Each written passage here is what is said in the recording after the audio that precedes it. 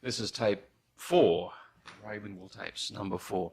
Ray, you were talking about discipline at the end of the last tape, about the authorities, the people who ran cricket, and that brings to mind, where insecurities are concerned, a big name in cricket, Sid Barnes, who seemed to have this ability to rub officialdom up the wrong way, and of course he paid the price in the long run for that, didn't he?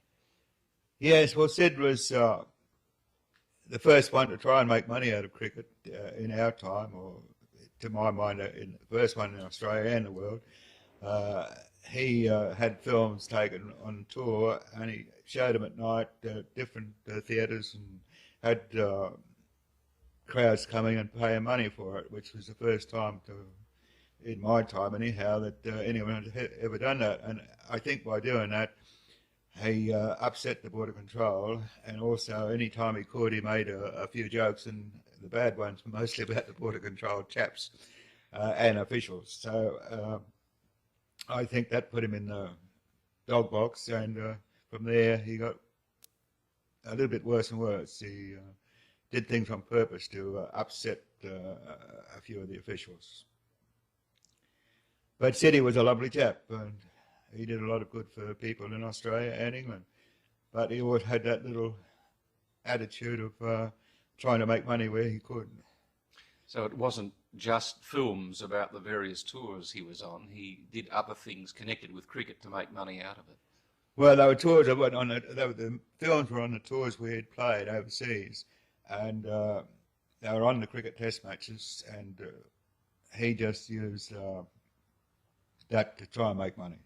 So what would he do? Would he show them hire the local town hall in Sydney or somewhere out in the country and charge people to see? He hired different halls, yes, sometimes a film theatre and sometimes a hall, and he advertised that the films were going to be on and how much they were to go in, and that was it. And he got big crowds every time because they were very popular.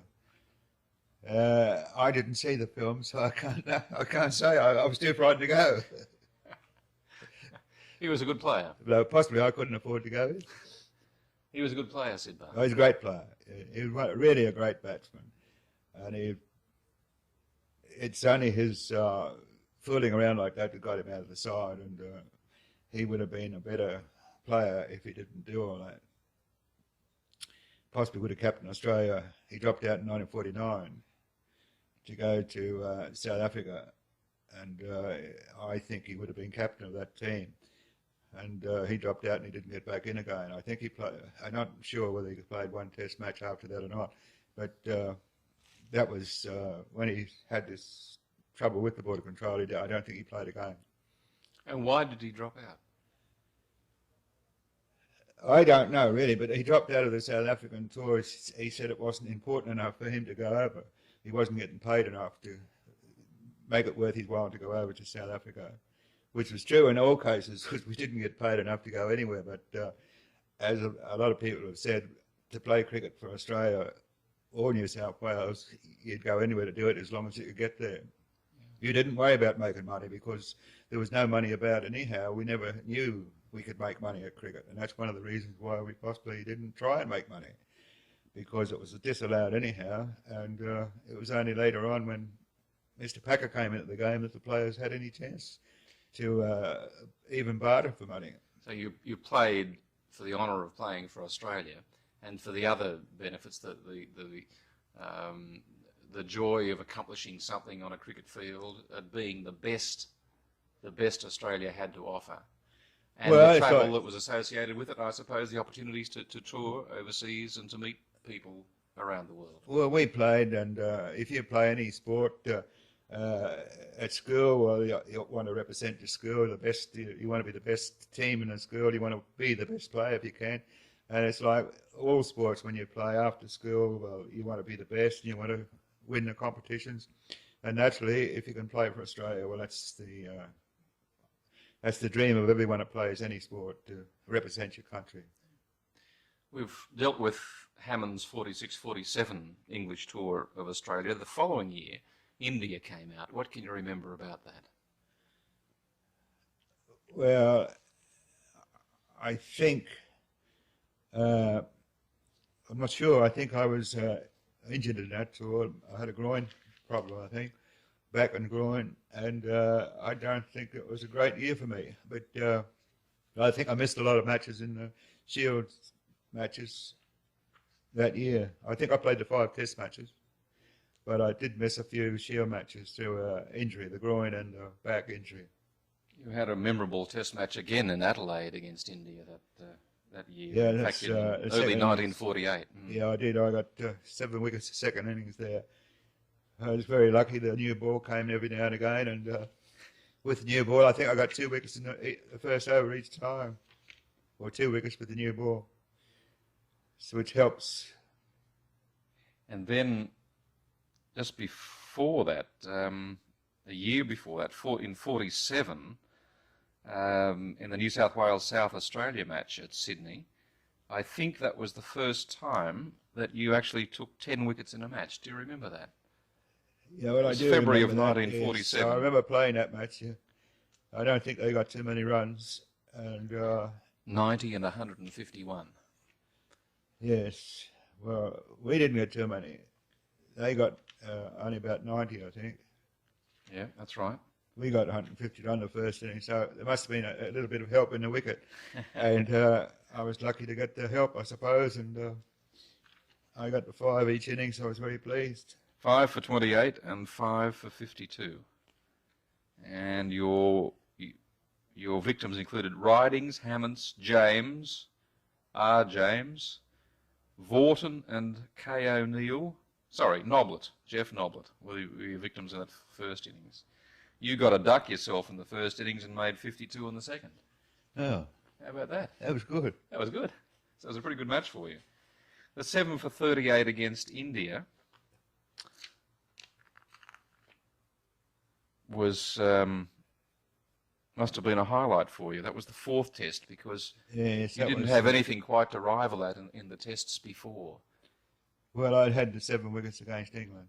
Yes, Before no, that. but in that season, I mean, in the, Yeah. the But that 47, season, no, that was the best. Well, I wouldn't mind 7 for 38 any time. And I was very pleased to get it then. Yeah. It was a very good batting wicket too.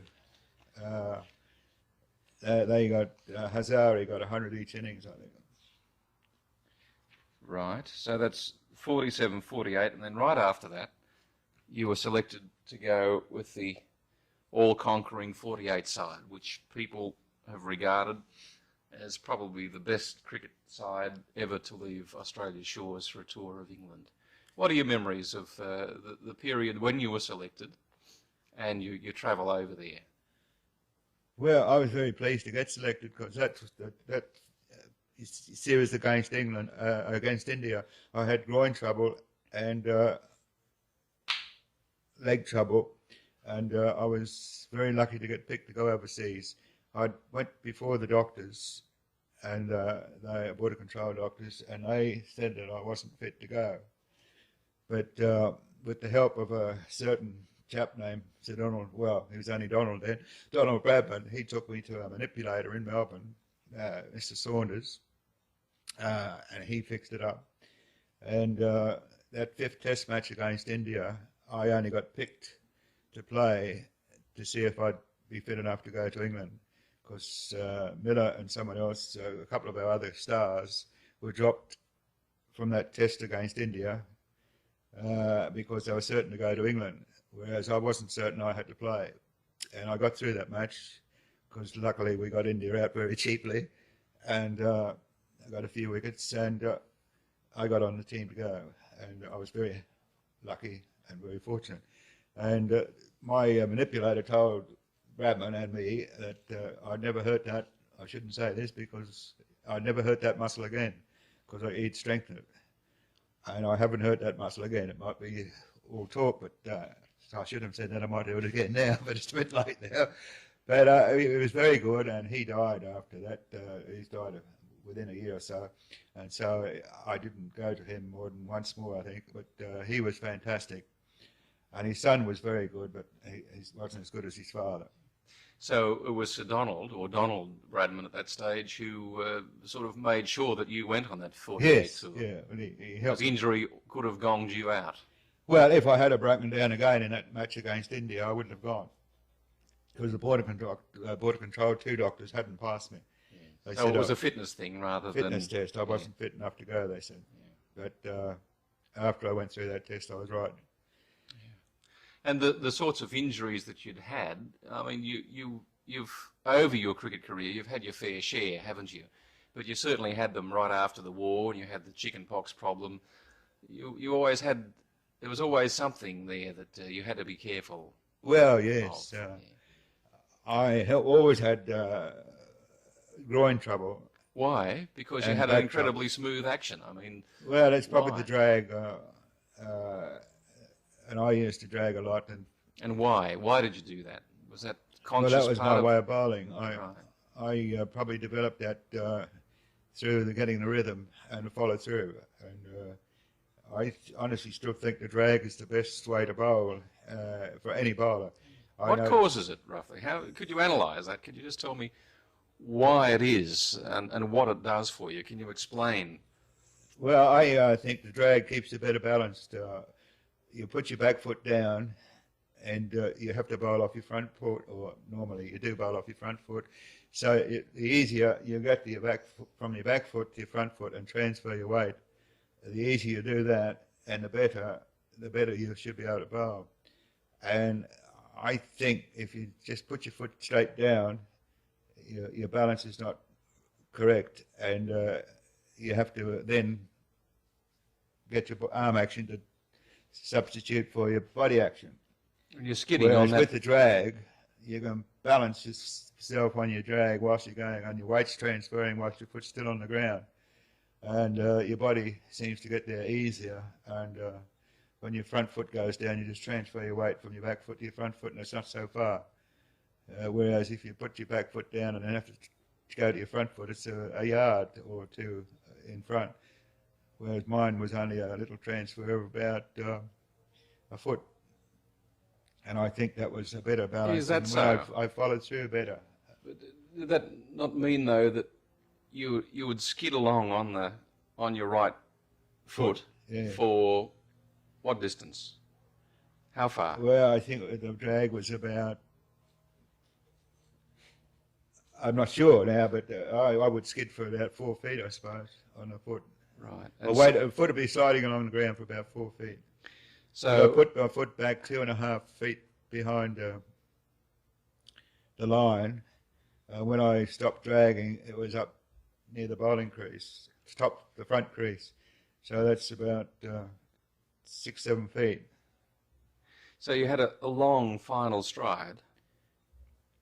You stretched out a long way. No, it wasn't a long final stride. Or The you drag just made kept it that long. your left foot up for a long time or did it just appear that way? I don't know. I'm just thinking about the mechanism It was of a it. 7 foot at least, say nearly a 2-yard stride, but most of the back foot was on the ground sliding, and the weight was transferring whilst I was sliding.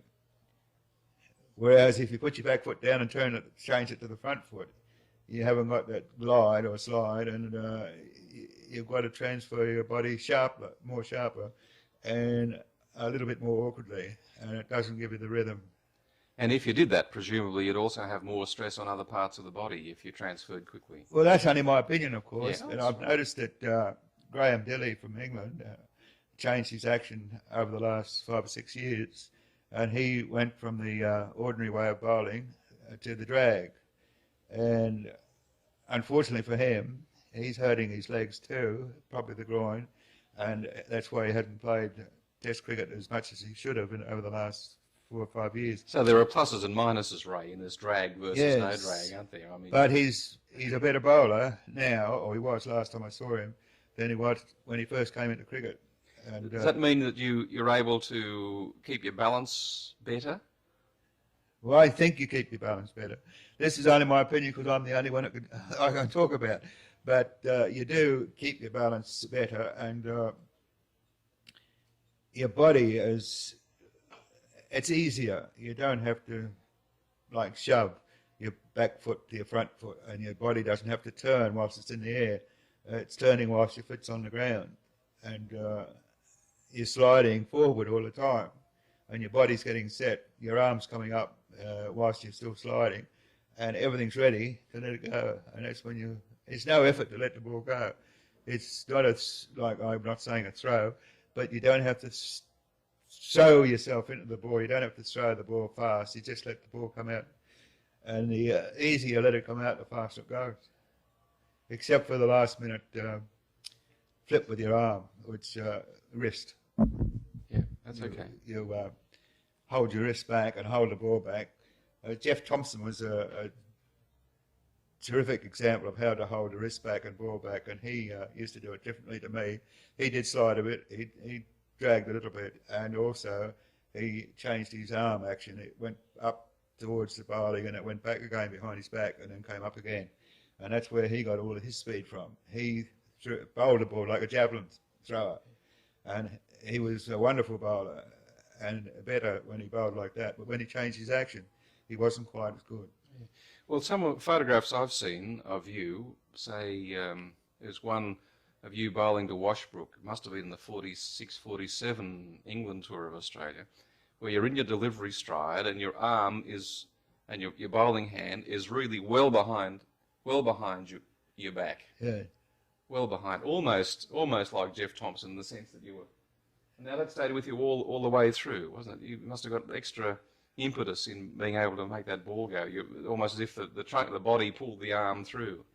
Well, yes, I think you held the arm back. I held the arm back all the time, and the wrist behind the fingers, ball behind the wrist as much as possible, and held it back until I got over in a position where I was just about to bowl, and then I flicked the wrist through or bowled it through, and I think that's where I got all my speed from. Whereas Thompson took his arm back altogether. He came up past his body, about a foot past his body on the way up to bowl, and then he took his arm back behind his back again, and then came up. Not many people can see that unless you see it in slow motion, yeah. But he did that, and that's where he got his javelin hurl, and he was terrifically fast and got the ball to lift. Also very strong on the shoulders, presumably. Well, he was a very strong boy. The upper arms. But he changed his action. And I asked him once, why doesn't he go back to his first run-up and short run-up and his normal action? And I was selected then, so I could ask him. And he said, oh, any fool can bowl like that. I'm a real bowler now. And I said, but you used to get wickets then. Of course, I could say that being a selector. But his action was beautiful. He got strength and he had the lift. I don't think anyone ever lifted a ball as quickly off a good length as he did. But unfortunately, he changed his action. Did he do that, and we're getting a little bit off you, but did he do that because of that accident to his shoulder? I don't think so. I think he changed it before then. I'm not sure, but I think he changed it before then. When he got mixed up with the Test series and going away on tour, I think he bowled like the other fellows, and he changed his action to other chaps that were playing. And he changed his run-up, and he changed everything. He's still a great bowler, but I thought he was better when he was getting the ball to lift off the wicket sharply. Back to 1947, and talking about your drag, it was at about that time that people, administrators, umpires, became very interested in your drag, and there were photographers and movie cameras and so on, lots of observers very keen to have a look at this drag on your first match against Worcestershire, because the suggestion was in some people's minds that it might be another Ernie McCormack situation as in 1938, with you being hauled over the coals, as it were, because of your drag. Yeah, well, we knew that. I knew that. I was told that by, well, I knew that myself, but I changed my run-up a little bit. I went back further with my back foot and put it about 3 foot behind, 2.5 foot to 3 foot behind the back line. And also, Bradman knew that, and he told me not to bowl any no balls in the first match against Worcestershire, to bowl back further, past the first few umpires, he said, and you'll be right. And I didn't try to bowl fast there anyhow. I bowled fast enough, but I deliberately tried to keep my foot well back and did pass the tests. And so they did have the umpires there. They were there to look at my action because they had seen newsreels of it, and I was told I was going to be no ball all the time. But I had gone back further, and I didn't bowl any no balls. I don't think I bowled many no balls at all. People say I bowled a lot of no balls, but I don't think I did. So it was a matter then of using your common sense and just shifting your marker back an extra 18 Well, I inches had or to so. go back. Yes, the umpire here that called me in Sydney. I heard he was going to call me the week before he got the match. When he got the match, he said he was going to call me. He told I was in the football leagues club as well. And he told the leagues club fellows that I was a no-ball bowler and I was going to be called. In the first innings, it was raining and I bowled about both feet behind the line because it was so wet. And when I got 2 wickets, and when I was walking off, he said, "Well bowled." And I said, "Thanks very much." And I'd forgotten about what he was going to call me no-ball. He hadn't no-balled me at all. And he said, "That's the way you should bowl all the time." And I didn't know what he was talking about until the next innings when I bowled again on a drier day, and he no-balled 4 balls in the first over. And I said to him, "You no-balled me for dragging." He said, "No, you're putting your foot over the line." I said, "Well, I've only bowled 8 balls, and you called 4." And I said, every foot has been put down next to each other at the same spot." He said, "How do you know?" I said, "Well, there's a little V where I put my foot down, where the spike makes a little V mark." And I said, "There's 8 V marks there, and you've called 4. And how could I be putting my foot over the line?" And we had a little talk, and he wasn't very happy with me. I wasn't very happy with him. So I went up the other end to the other umpire and asked him. Oh, I know what I did. I thought, well, I have to get him stop calling me no ball, and I asked him to go back further because he was swinging around and upsetting my run-up, and he wouldn't go back. So I asked the umpire up the other end, could I make him go back? And he said, "No, you'll have to put up with him." So I went up the other end and put up with the other chap. He didn't call me. But that was the first time I had been called. Was that mainly because you were the only person around who had that pronounced drag? Possibly I was the only person around that was in the news with that pronounced drag, and I was getting a few wickets, so I suppose that was... and also the photographs in the paper show that your back foot was coming over the line before you let the ball go. Where was your front foot while all this was happening? Well, in those early days, before I was told, or before I was called, my front foot used to go over the front line by about a foot, or sometimes a little bit more, which is normal because Betses and Pollards and Millers went over a half a foot to 2 foot more than I did with their front foot because they bowled right up on the line. And their front foot was further afield than mine was, and yet they weren't no ball because they lifted their back foot. No one's ever believed that, but that was true. You can see I've still got the photographs there. But I was the one that was getting all the publicity, and the umpires could see the back foot on the ground when it crossed the line before I let the ball go. So they said that was a no ball, and it probably was. And it's very difficult for an umpire to judge when you're looking at your foot and looking at the ball at the same time when you let the ball go. But after that, my front foot didn't go over the front line. It came back like the present day rule. The present day rule, I would have been okay. My front foot was always behind the front line. Yeah. Or on the front line. That was big. That was great controversy in those days, wasn't it? 47. Well, it Was was there a big worry? It's a big Worry that you might It was have a been big worry gone for down. me and for Bradman. He knew it was going to happen in England, and he told me not to try and get wickets if it affected my run-up, to get past the first few matches before I bowled fast, which I did. It's interesting to see the reports of that first match against Worcestershire in John Arlett's report. I mean, you bowled barely fast, it said. I mean, you didn't... The most important thing was that you were not no-balled. That's right. And sure, you took a wicket with your second ball than your first over. But apart from that, it was all fairly tame stuff. In fact, for what, the first half dozen matches of that tour, the people who were taking the wickets were the Bill Johnstons and the Ian Johnsons and people like this. I mean, the Lindwalls and the Millers that really hadn't let themselves slip all that much, and you certainly hadn't. So you bowled well within yourself then. You nursed yourself along. Yes. The first match on purpose, I bowled well behind the line on Bradman's instructions as well as my own thoughts, to pass the English umpires, because they sent the best umpire down to watch me, and they sent all the cameras down with it too.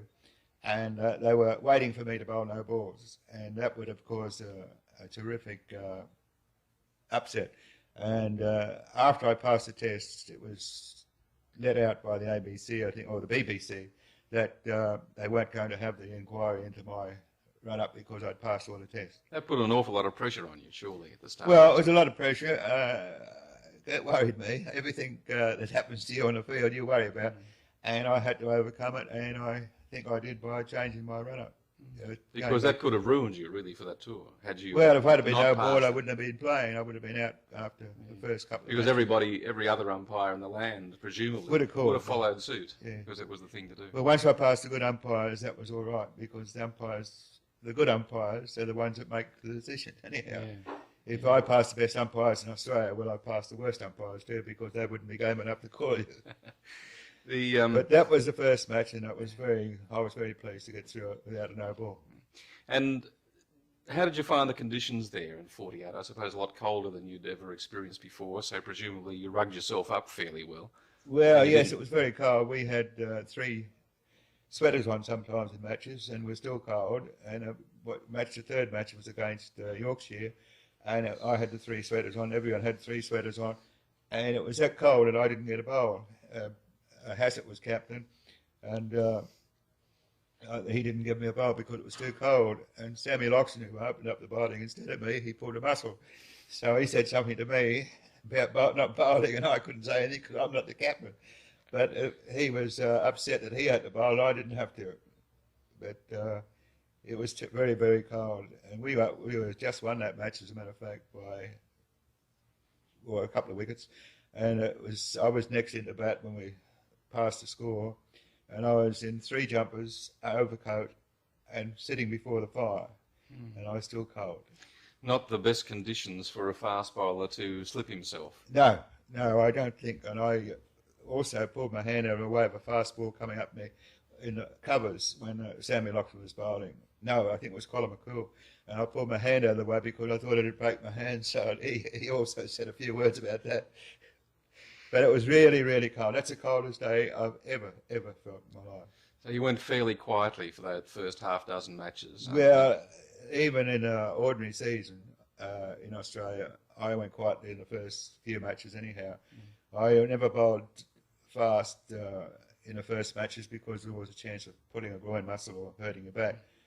And I worked my way up into a speed, I think. And anyhow, I always thought I could bowl better medium pace than fast anyhow.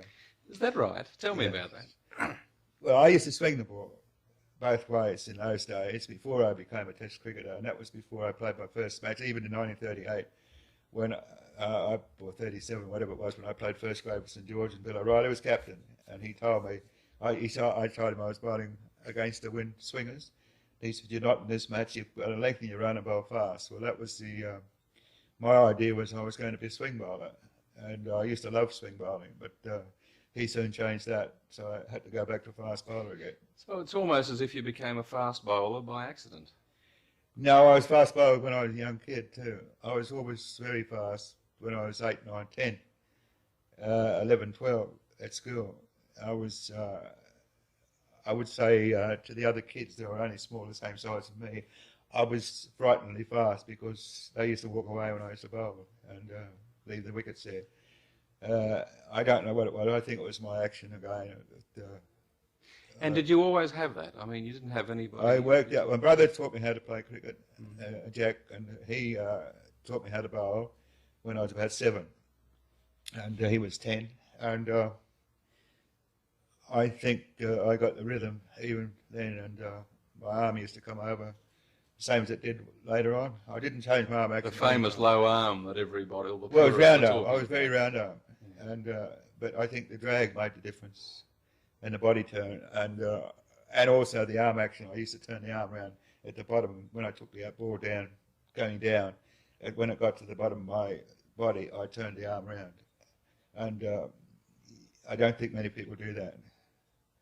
It was like Tomo, he used to hold his arm back. Well, I used to turn mine around and hold it back.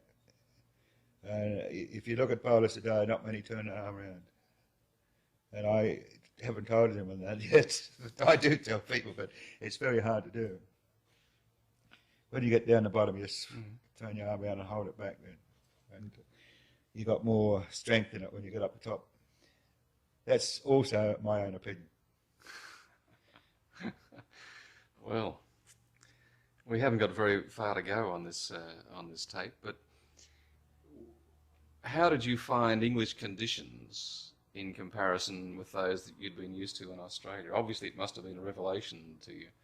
You could do a lot more with the ball, presumably. Well, as usual, I found the batting harder. That you couldn't drive like on Australian because the ball came straight to you. You're going to play at the pitch of the ball and hit it for four along the ground. Whereas in England, you had to make sure that you got your bat at an angle to hit the ball into the ground. And that was the hardest part of English cricket for me because I was still thinking I was a batsman. We overcame that after a couple of matches. But bowling, I didn't find any difficulty at all because the only difficulty was the ground was a bit softer and you slipped a little bit more. But the wicket was more grass on it and it helped the bowlers and you could bowl slower and do more off the wicket and it didn't worry me. You know, I preferred English conditions to Australian conditions any time unless we had a green top, which we very seldom have in Australia. But England is a better place to bowl on for a fast bowler or a medium pace bowler do more with the than ball. Australia. Yeah, swing it a lot more. You get more off the wicket and the ball, you can cut the ball both ways or you can do more and the ball swings longer. You can swing it for, say, 10 overs, where in Australia you could only swing it for 3 balls on the hard wickets. And so it's much easier to bowl in England. Yeah. Lucky. Possibly my opinion as well. Also, it was softer on your feet. You didn't hurt your feet.